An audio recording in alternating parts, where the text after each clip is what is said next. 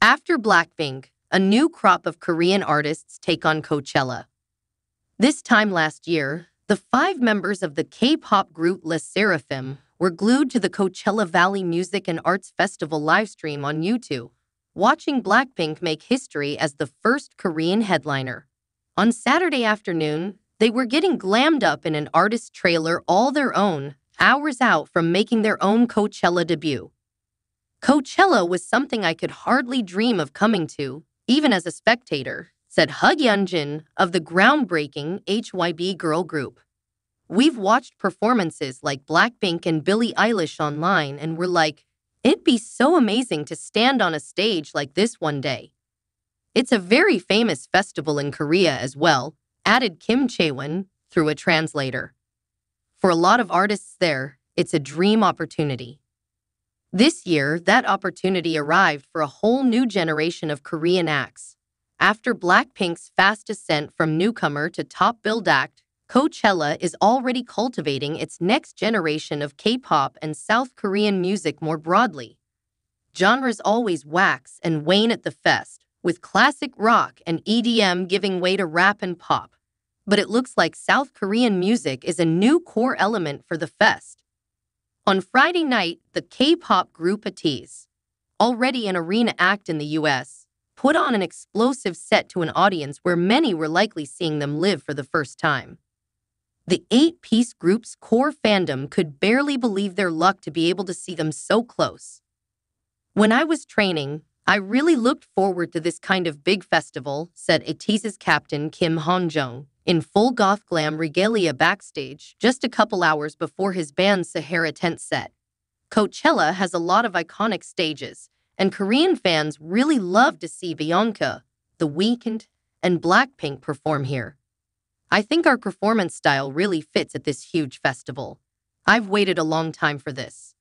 The group left it all on the stage on Friday, singing, rapping, and dancing with a ferocity and skill that showed the work they put in to get here. Who knows if they'll get to headline one day, but now there's proof it's possible, and ATEEZ is leading a new class of Korean acts working toward it. We really love to perform for our fans, of course, but we're also curious about how other audiences hear our music, Hong-jung said. Today's a new experience that's so important to us. For Kim Woo-sung, the singer of the Korean rock band The Rose, Coachella is close enough to a hometown show. He spent much of his childhood in the valley here. I personally always loved Coachella, Woo-sung said.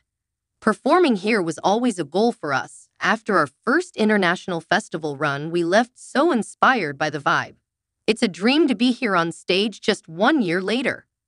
The Rose's sound leans more toward the richly detailed, expansive rock of groups like U2 and the 1975.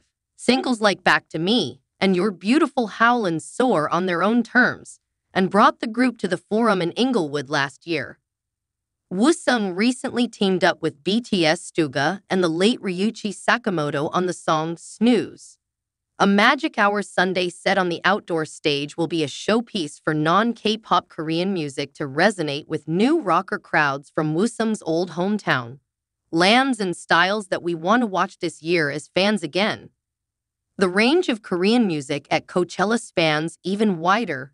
The longtime Golden Voice affiliates in 88 Rising have a Mojave tent set, Futures, devoted to emerging Pan-Asian talent that has often included Korean acts. South Korean DJ and producer Peggy Goo found her own success in underground club music, fully outside any Korean pop apparatus. She's more of a late-night Berlin type. Her own set Friday in the Sahara was packed out after her single, It Goes Like, Nanana, became a smash on TikTok.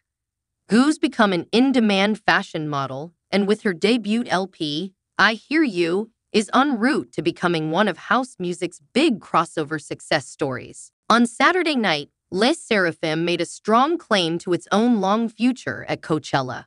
Dressed in custom Nicholas Guesswear leather, the group played heated Afro-Latin tracks like Anti-Fragile and brought out chick legend Nile Rodgers for their collaboration Unforgiven. A strong endorsement from a guy that previous Sahara tent legends Daft Punk and Avicii have looked up to. We only met him in person for the first time yesterday, Yunjin said. She grew up partly in New York and long admired his productions. It was absolutely crazy to work with him. He taught us that when you collaborate, you never want to take away from that person. You always want to add. There are so many acts that came before us that we have so much gratitude for. The group's music is unusually candid and bristling about the pressures for perfection young women face in K-pop, a sentiment many young fans relate to.